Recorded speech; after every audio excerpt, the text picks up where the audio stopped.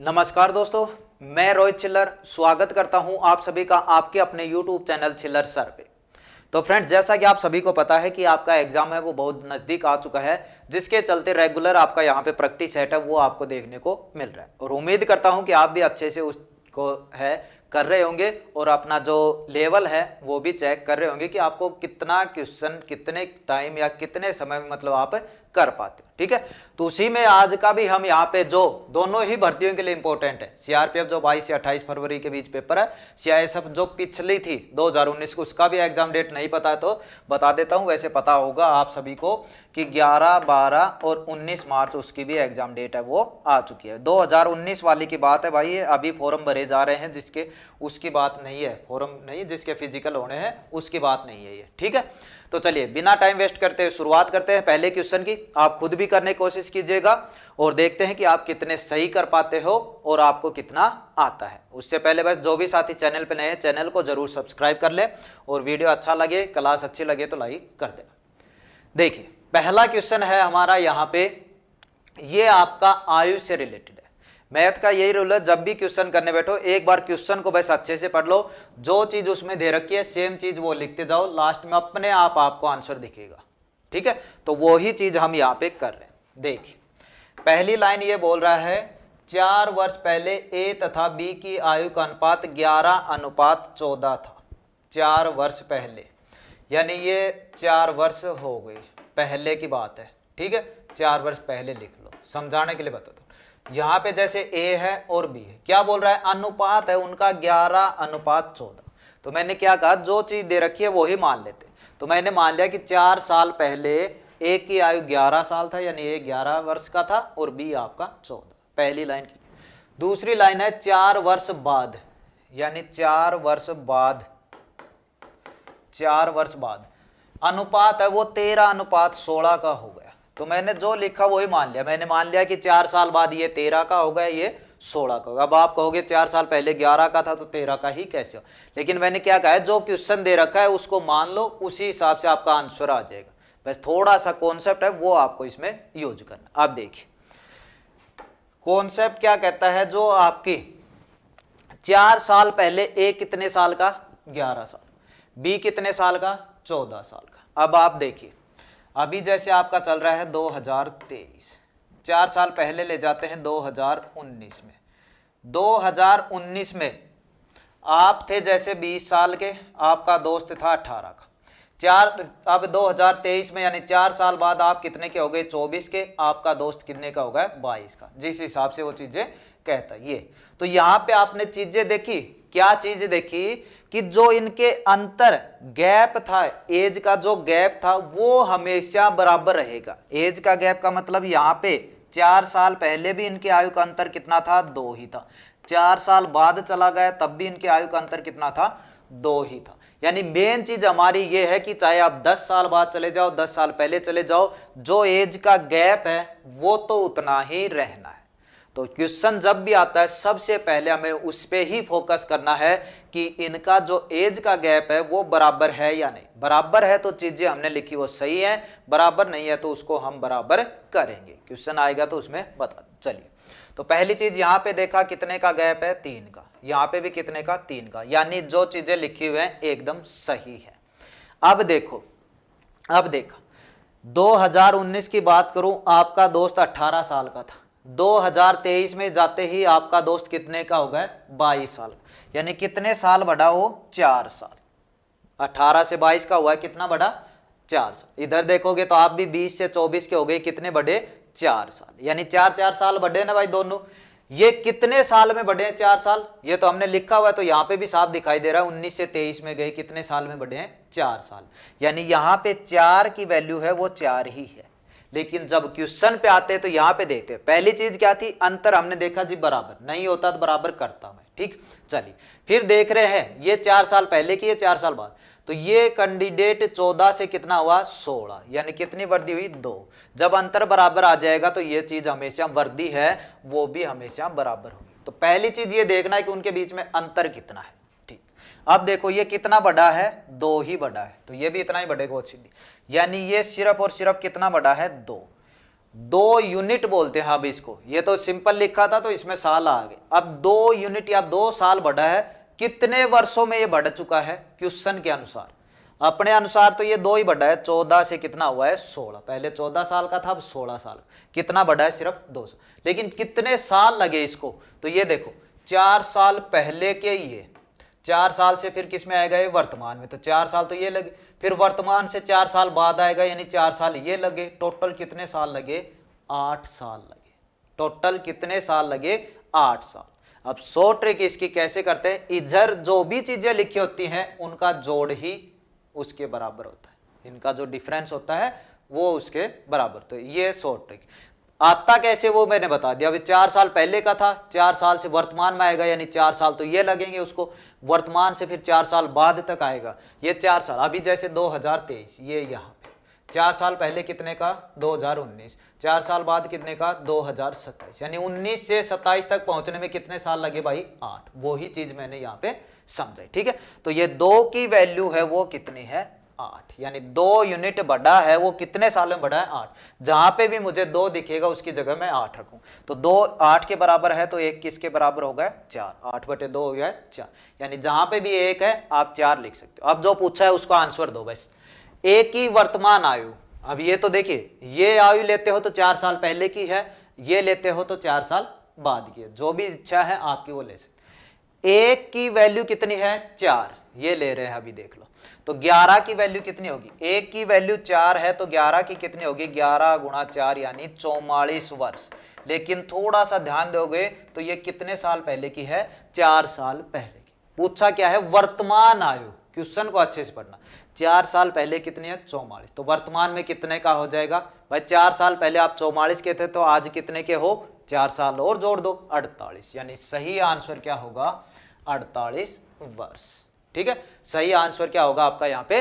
48 वर्ष। तो बस क्वेश्चन को अच्छे से समझे, शुरुआत है इसलिए मैं थोड़ा सा आराम से समझा रहा हूँ, बाकी धीरे धीरे अब जो भी अच्छे प्रैक्टिस है ज्यादा क्वेश्चन हम कर लेंगे। चलिए नेक्स्ट क्वेश्चन, ये देखिए चक्रवर्ती ब्याज। इसमें बहुत ज्यादा कंफ्यूजन होता है आपको, लेकिन आज के बाद नहीं होगा। एक ही ट्रिक या कॉन्सेप्ट मैं यहाँ पे समझा दूंगा जिससे आप किसी भी तरीके के क्वेश्चन है वो आसानी से कर पाओगे, ठीक। 5000 की राशि है, 3 वर्षों पे 10% वार्षिक दर से चक्रवर्ती ब्याज कितना हो? एक तो सीधा सा फॉर्मूला है, उसमें गुणा जोड़ घटा करते जाओगे, बहुत लंबा चौड़ा हो जाएगा, ठीक है, मतलब कैलकुलेशन बहुत ज्यादा हो जाएगी।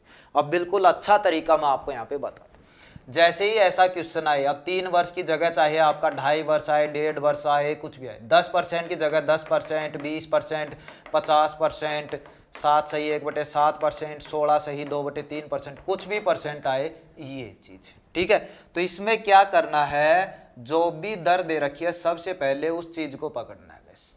चलिए दर कितनी है? 10%। अब मैंने, यदि आपने अच्छे से पढ़ा है, मैंने जो भी करवा रखा है आपको, उसमें क्या है कि इन चीजों को हम फ्रैक्शन में देखते हैं, और फ्रैक्शन की टेबल है जो याद नहीं करनी है, सिर्फ प्रैक्टिस करते हो तभी आपको याद हो जाती है। तो 10% यदि फ्रैक्शन भिन्न में बदलूं तो कितना होता है? 1/10, ठीक है।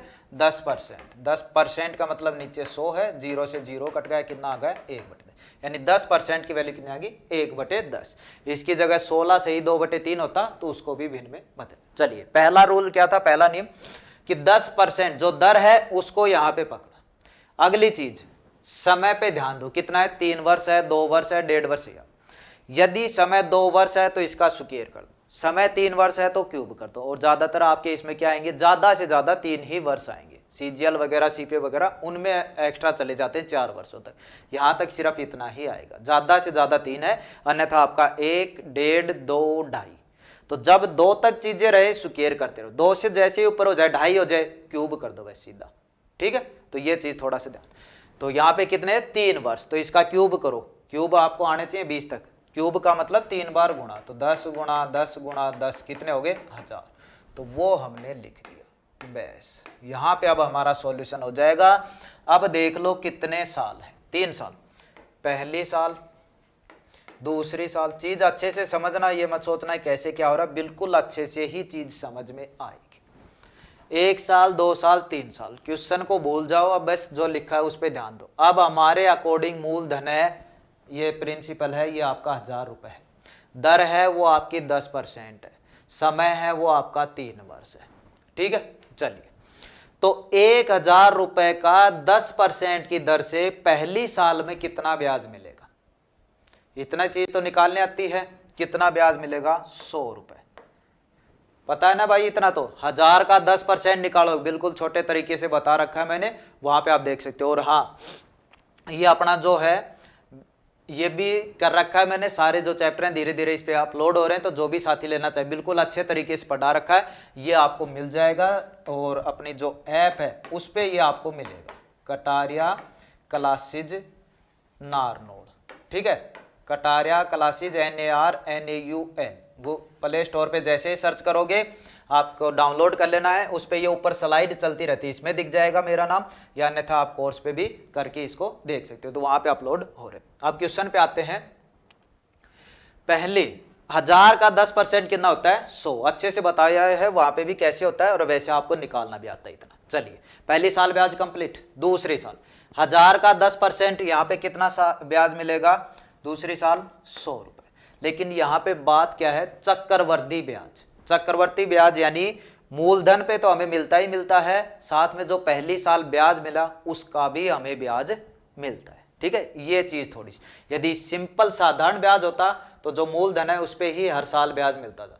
चक्रवर्ती ब्याज का मतलब अच्छे से पता है आपको कि मूलधन पे तो मिले ही मिलेगा, साथ में जो ब्याज मिल रहा है उस पे भी ब्याज मिलेगा। ठीक है, चलिए, तो पहली साल पे मिला आपको 100 रुपए, जैसे ही दूसरी साल पे आए इस मूलधन का मिल गया 100 रुपए, लेकिन जो पहली साल ब्याज था उसका भी तो ब्याज चाहिए, तो 100 रुपए ब्याज मिला था पहली साल, तो इस 100 रुपए का 10% के हिसाब से कितना ब्याज मिलेगा? 10 रुपए। 100 रुपए का 10% 10 ही तो होता है। चलिए, 2 साल कंप्लीट। तीसरी साल पे आते, तीसरी साल पहले ये जो मूलधन है इसका ब्याज मिलेगा कितना? 100 रुपए। चीज क्लियर? पहली साल जो ब्याज मिला था हमें उसका ब्याज मिलेगा 100 रुपए का 10% के हिसाब से 10 रुपए। बिल्कुल सिंपल है, कोई दिक्कत नहीं, आसानी से कटने वाली भी चीजें हैं, ये नहीं है कि 10% है इसलिए सिंपल हो रहा है। ठीक है, चलिए, पहली साल का ब्याज। अब दूसरी साल पे जो ब्याज मिला उसका भी ब्याज मिलेगा, इस 100 रुपए का कितना? 10।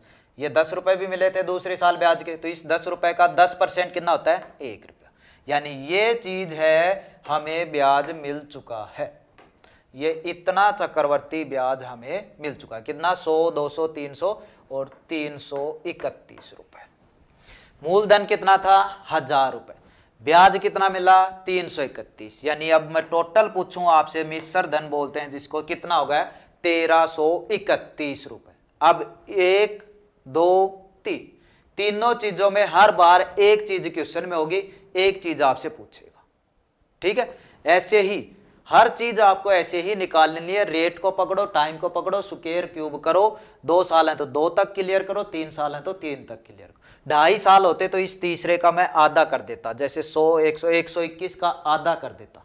ठीक है, इस तरीके से। चलिए, तो अब एक क्वेश्चन में देखो कौन सा, 5000 रुपए मूलधन दे रखा है। मूलधन अपना कितना है? 1000 रुपए। क्वेश्चन कह रहा है कितना है? 5000 रुपए। यानी कितने गुना है भाई इसका? 5 गुना। तो जो आंसर पूछे उसका 5 गुना कर दो। क्या बोल रहा है? चक्रवर्ती ब्याज बताओ। चक्रवर्ती ब्याज कितना है? 331 रुपए। कितना है? 331। तो इसका 5 गुना कर दो बस। 331 को 5 से गुना करो, 5, 15, 1655। कितना आ गया? 1655। तो इस तरीके से आप है आसानी से निकाल सकते हो, कोई दिक्कत नहीं है बिल्कुल। चलिए, जो चीज नहीं समझ में आती है, कुछ डाउट वगैरह रहते हैं, कमेंट करना, अगले जो प्रैक्टिस सेट होगा उसमें और भी अच्छे से बता दूंगा। और वैसे भी आपको समझ में तो आ ही रहे हैं, क्योंकि बिल्कुल आराम से मैं यहाँ पे करवा रहा हूँ। क्वेश्चन ज्यादा करवाने हो यानी जल्दी जल्दी करवाने, तो उसके लिए भी आप कमेंट कर सकते हो। देखिए, अगला क्वेश्चन, जब भी क्वेश्चन आता है उसको पहले अच्छे से पढ़ लो क्या दे रखा है, और चीजें अपने लिखते जाओ, आंसर आ जाएगा। एक पति और पत्नी की 4 वर्ष पूर्व शादी के समय औसत आयु 27 वर्ष थी। ठीक है, पति और पत्नी इनकी शादी के समय से 4 साल पूर्व, यानी शादी हुई थी वो 4 साल पहले हुई थी, तब औसत आयु थी 27 वर्ष। औसत आयु का मतलब प्रत्येक की एवरेज उतनी थी, यानी औसत आयु मतलब पति भी 27 साल का था, पत्नी भी 27 साल थी। ये होता है एवरेज बोलते हैं इसको। ठीक है, जब इनका कुल वर्ष निकालता हूं, टोटल आयु निकालता हूं, तो कैसे करते हो? 27 और 27 जोड़ते ही तो भाई, ठीक है, यही तो होता है। जैसे 2 व्यक्ति हैं तो 2 से गुणा करते हैं, 3 व्यक्ति होते तो जो औसत को 3 से गुणा कर देते, 4 व्यक्ति होते तो 4 से गुणा कर देते, यानी सभी का जोड़ ही तो टोटल संख्या होती है। तो वही चीज आपकी यहाँ पे है। लेकिन थोड़ा सा ध्यान दीजिए, क्या क्वेश्चन क्या कह रहा है उस चीज पे। क्या बोल रहा है, पति और पत्नी की 4 वर्ष पूर्व शादी के समय 27 वर्ष थी, यानी अभी जैसे 2023 चल रहा है, बात ये है 2019 की, तब थी इनकी औसत आयु 27 वर्ष। अब 2023 की बात करूं, यानी 4 साल बाद बात करूं, तो इनकी औसत आयु कितनी होगी भाई, खुद बताओ। औसत आयु कितनी होगी अब भाई? 4 साल पहले कितनी थी, 27। 27 का मतलब पति भी 27 का, वो भी 27 की। 4 साल बाद बताओ, 4 साल इसमें भी ऐड होंगे, ये भी 31 का हो जाएगा, ये भी 31, यानी 4 साल बाद औसत कितनी हो जाएगी, 31 वर्ष। तो 2023 में पति और पत्नी की औसत आयु है वो कितनी है, 31। यदि टोटल निकालो इनका, मैं टोटल निकालो, 31 का पति 31 पत्नी, यानी 2 से गुणा करना पड़ेगा, सीधी सी बात है। तो टोटल कितने वर्ष के हैं ये भाई, 62 वर्ष के। ठीक है, पहली चीज एकदम क्लियर। वर्तमान क्यों निकाला, इसके कारण, अन्यथा वहीं पे भी निकाल सकते। चलिए अब देखिए, अब वर्तमान में पति पत्नी और एक नए बच्चे, कैंडिडेट कितने हो गए अब, 3, पति पत्नी और एक बच्चा 3 होने के बाद उनकी औसत आयु कितनी है, 21। औसत आयु 21, यानी अब टोटल यहां पे निकालूंगा तो 21 को 3 से ही गुणा करूंगा ना भाई, क्योंकि 3 कैंडिडेट हो गए, पीछे 2 से थे, तो मैंने 31 को 2 से गुणा किया, तो 21 दिया कितने होते हैं, 63। तो ये बोल रहा है बच्चे की वर्तमान आयु क्या है। देखिए, जब दोनों थे ये तो टोटल कितना आ रहा था, 62। जब बच्चा इसमें शामिल हो गया टोटल कितना आ रहा है, 63, यानी बच्चे की आयु कितनी हो गई भाई, 1 वर्ष। 1 ही साल का है ना बच्चा, तभी तो 62 से 63 हुआ है इनका जोड़ बस। तो यहाँ पे सीधा आंसर कितना आ जाएगा, 1 वर्ष। ठीक है, चीज क्लियर। चलिए नेक्स्ट क्वेश्चन, रेलगाड़ी से संबंधित है, खुद भी करने की कोशिश कीजिए। कह रहा है क्वेश्चन यहां से आपके आते रहते हैं। देखिए, जब भी आपका आए टाइम स्पीड रेलगाड़ी, एक चीज आपके दिमाग में होनी चाहिए कि जो आपका दूरी का फॉर्मूला है वो क्या होता है, चाल गुणा समय, और इसी से हम जो अन्य फॉर्मूले हैं या अन्य जो है वो निकाल सकते।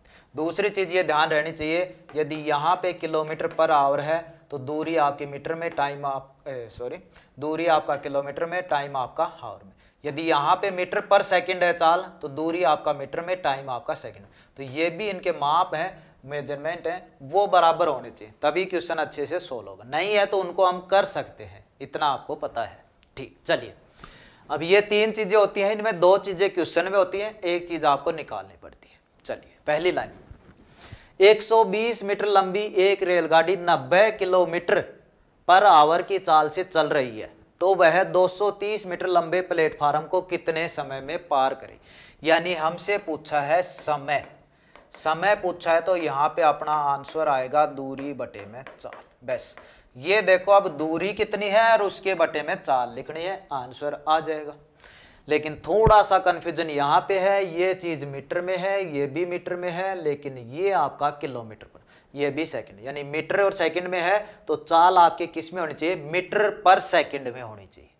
ठीक है, तो ये 90 किलोमीटर, इसको बदलेंगे। चलिए अब बदलते कैसे हैं वो देख, 90 गुणा, हमेशा या तो 5/18 से गुणा करते हो या फिर 18/5 से, यही होता है। कैसे क्या होता है, 1000 मीटर होते हैं और 60 जो आपकी 1 घंटा होता है उसमें मिनट होते हैं, उस हिसाब से काट पीट के ये चीजें आपकी यहाँ पे आ जाती हैं। ठीक है, सेकंड की बात करें तो वहां पे 3600 आ जाता, तो उनका ही छोटा रूप ही ये कर रखा है बस। अब देखो, किलोमीटर से मीटर में आना है, यानी किलोमीटर से मीटर छोटी संख्या में आना है तो ये वाला छोटा ऊपर, मीटर से किलोमीटर में जाना है, बड़ी संख्या में जाना है तो ये वाला ऊपर कर लेना, बस यहीं पे आपका सॉल्यूशन हो जाता है। चलिए, तो अब ये 90 किलोमीटर है, मीटर में आना है, यानी छोटे वाला ऊपर करना है भाई, 5/18, तो 18 पढ़ा था, हाँ जी, 18 एकम 18, 18 पंजे 90, 5 को 5 से गुणा किया, कितना है 25 मीटर पर सेकंड। अब स्पीड किस में आ गई, मीटर में। अब ये 90 नहीं है, क्या हो गया, 25 मीटर पर सेकंड। अच्छे से क्लियर हो गया। चलिए, तो यहाँ पे क्या आपका दूरी बटे चाल, चाल आपकी कितनी मिल गई आपको, 25। ऊपर दूरी चाहिए भाई। अब दूरी देखिए, 120 मीटर एक तो रेलगाड़ी है, दूसरा 230 मीटर लंबा प्लेटफार्म है, यानी ये रेलगाड़ी है, यहाँ पे कोई प्लेटफार्म है, इसको पार करना है, इसको ऐसे चलते हुए। तो ये कितनी दूरी तय करती है? रेलगाड़ी की जो खुद की लंबाई प्लस में प्लेटफार्म की, वही तो दूरी होती है। जब भी रेलगाड़ी चलती है ऐसे, जैसे ये रेलगाड़ी है, किसी खंबे को, किसी पोल को, किसी व्यक्ति को, किसी पेड़ को, इनको पार करेगी तो बस खुद की दूरी रहेगी।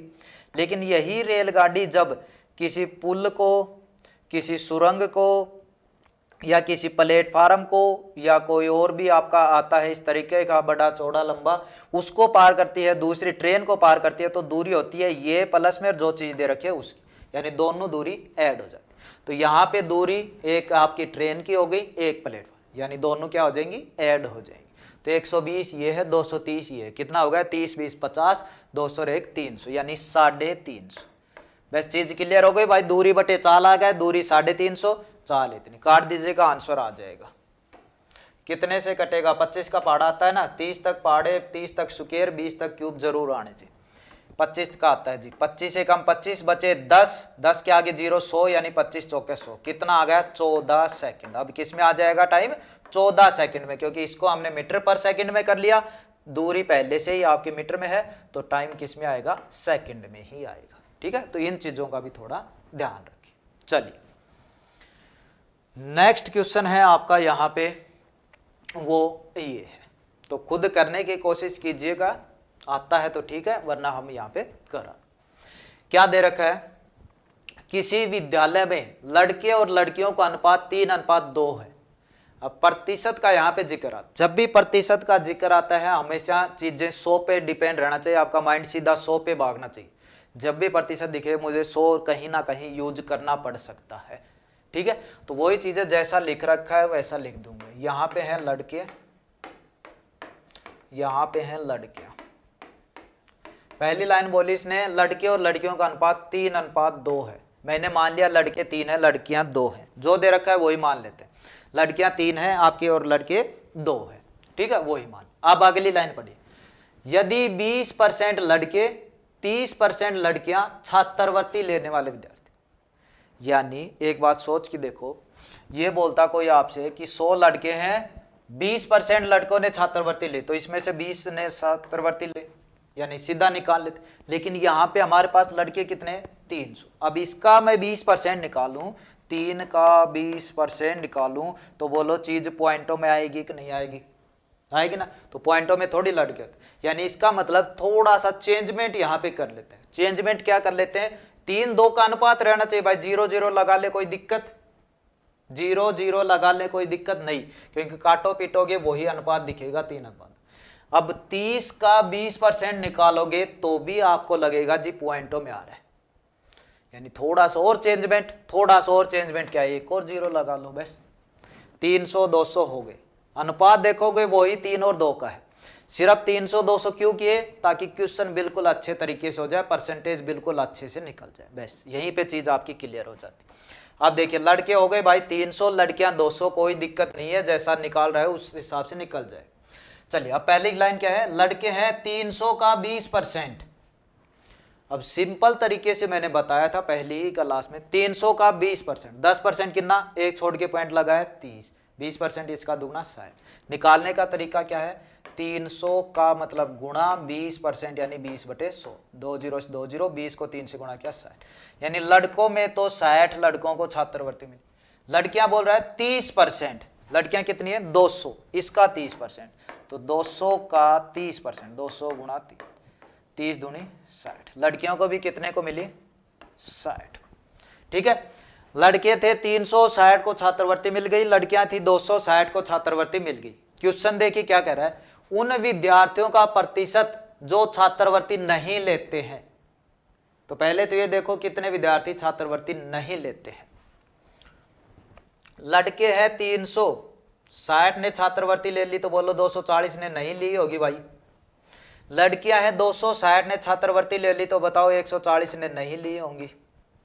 तो यानी ये ऐसे विद्यार्थी हैं जिन्होंने छात्रवृत्ति नहीं ली। यदि डायरेक्ट मुझसे पूछता कि कितने विद्यार्थी हैं, तो ये मैं ऐड कर लेता कि हाँ जी 240 ये, 140 ये, कितने हो गए?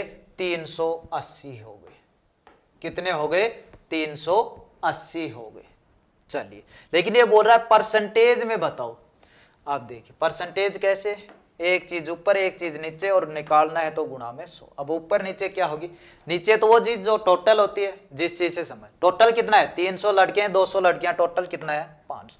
ऊपर क्या, जिस चीज का हमें पूछ रहा है, छात्रवृत्ति लेने वालों का परसेंटेज पूछ रहा है या नए लेने वालों का, तो पूछ रहा है नए लेने वाले, तो नए लेने वाले विद्यार्थी कितने हैं 380। तो ऊपर कितना हो गया 380, काट दीजिएगा बचा हुआ 0 से 2 0, 5 से कट जाएगा ना, 5 से कौन सा कटता है जिसके 0 और लास्ट में 5 हो, 0 और लास्ट में 5, 5 से काटो 7 पंजे 35, 7 पंजे 35, 3 बचा, 3 के आगे 0 हो गया, 6 पंजे 30।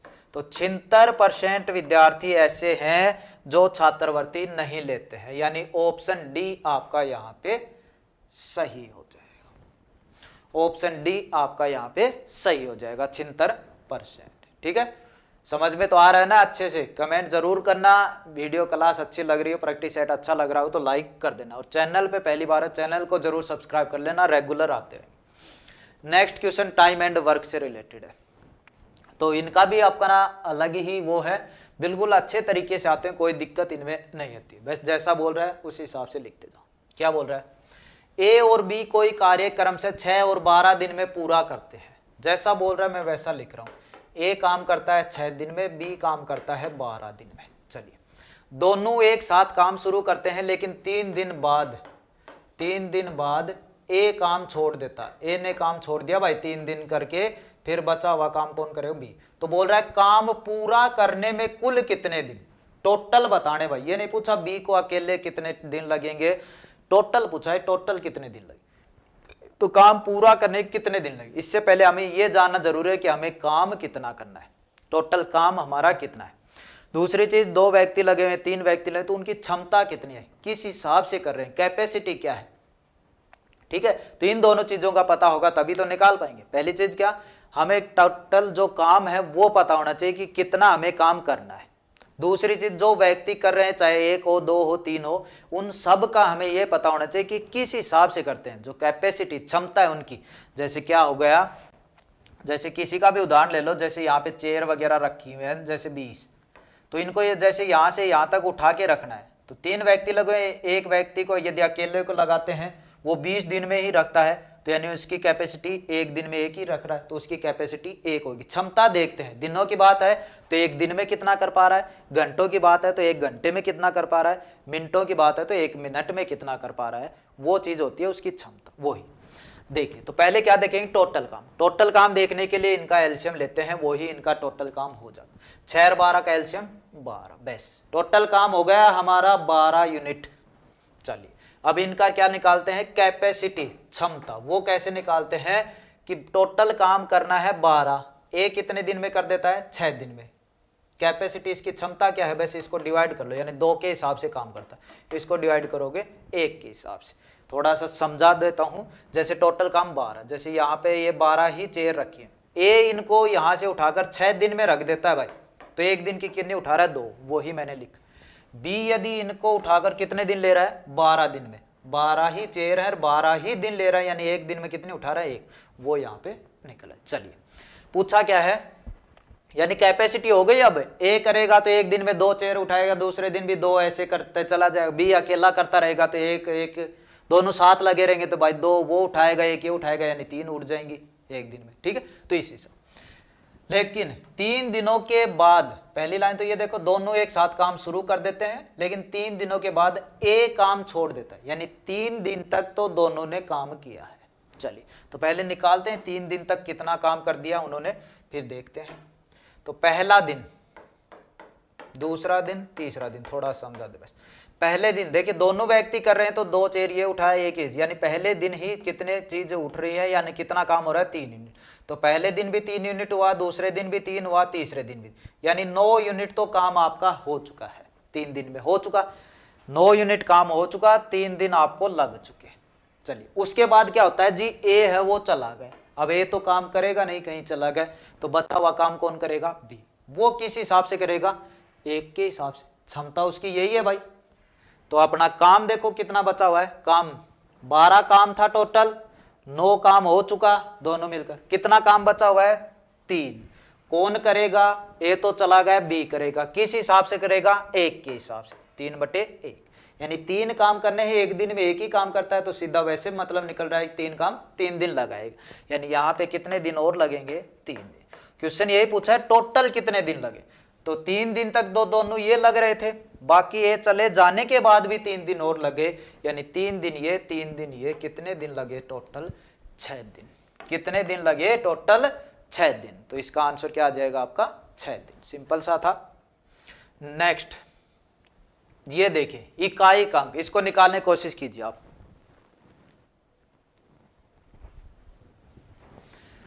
देखिए ये सिंप्लीफिकेशन का है, इसमें एक छोटा सा वैसा आपको ध्यान रखना है कि इकाई का अंक या यूनिट डिजिट पूछा है तो सिर्फ और सिर्फ इकाई के अंक पे ही फोकस करना है हमें, यानी यहां पे सिर्फ इस पे फोकस, ये वाला, ये वाला। अब छोटी सी ट्रिक एक मैं यहां पे बता देता हूं, जब भी ऐसी चीजें हैं मल्टीपल में, कहीं पे यदि 5 दिखे और उसके साथ में मतलब गुणा में कोई भी सम संख्या दिखे तो आंसर हमेशा 0 ही आएगा। क्वेश्चन में देखो ऐसा है तो सीधा 0 लिखो। देखिए 5 है और सम संख्या ये 8 आ गए भाई, ठीक है, कोई भी सम, आंसर 0 इसका, यानी सीधा डायरेक्ट हो जाएगा बस 0। ऐसे नहीं निकालते, ये नहीं मिलता, तब क्या करते, सिर्फ यूनिट डिजिट पे ध्यान देते हम, इन चीजों से कोई मतलब नहीं होता हमें, सिर्फ और सिर्फ यूनिट डिजिट पे ध्यान देते, ठीक है। तो यहां से हम क्या उठाते, 7, यहां से हम 5, यहां से हम 8, यहां से हम 3 और यहां से 9, बस इतना करते। फिर और सोल्व करते हैं और सिर्फ यूनिट डिजिट इकाई अंक पे ध्यान देते चलते। जैसे इन दोनों, सभी को गुणा थोड़ी करना अपने को, 2 को गुणा किया कितना आया, 7 पंजे 35, तो 35 में आप 3 को भूल सकते हो क्योंकि हमें इकाई के अंक से मतलब है। तो यहाँ पे कितना, इन दोनों का हटा के मैंने क्या कर दिया, बस 5 कर दिया भाई, 7 पंजे 35 यानी 5। अब आगे भी थोड़ी ऐसे करना है, 8 या 24, 24 का कितना है इकाई का अंक, 4, तो सीधा 4 लिखो, बाद में 9 है। और कर लो, 5 चौके 20, 20 में इकाई का अंक कितना, 0, 2 को क्यों रखेंगे, 0 गुणा 9 यानी 0। तो इस तरीके से निकालते हैं। वैसे शॉर्ट मैंने बता दिया, जब भी 5 दिखे साथ में सम संख्या दिखे आंसर डायरेक्ट 0 आ जाए, क्योंकि 5 को 2 से 4 से 6 से किससे भी गुणा कर लो हमेशा 0 ही दिखाएगा लास्ट में। चलिए एक और क्वेश्चन है, अनुपात का ये क्वेश्चन है, ये आपके लिए मैं छोड़ देता हूं कि आप किस हिसाब से करते हैं इन चीज को। ए और बी का दे रखा है 7:2, बी और सी का दे रखा है 3:5, और ए और बी सी तीनों का निकालना है। वो आपको कमेंट करके बताना है कि इसका जो आंसर है, तीनों का अनुपात है, वो कितना था। तरीका भी देखिए आप कौन सा क्या यूज करते हैं। अगले जो प्रैक्टिस सेट होगा उसमें पहला क्वेश्चन हमारा यही होगा, जिसको हम बिल्कुल शॉर्ट तरीके से और बिल्कुल अच्छे तरीके जो आपको समझ में आएगा उस तरीके से मैं आपको यहाँ पे बताऊंगा, ठीक है। तो चलिए इस प्रैक्टिस सेट में इतना ही रखते हैं। तो आप कमेंट करना आपके कितने सही हुए, सभी सही हुए या कुछ डाउट वगैरह रहा, और क्वेश्चन वगैरह कम थे, ज़्यादा थे, स्पीड कैसी थी, सारी चीज़ों के बारे में जो भी आपका सजेस्ट हो उसको आप कमेंट कर देना। तो चलिए इस वीडियो में इतना ही, मिलते हैं नेक्स्ट प्रैक्टिस सेट के साथ। धन्यवाद।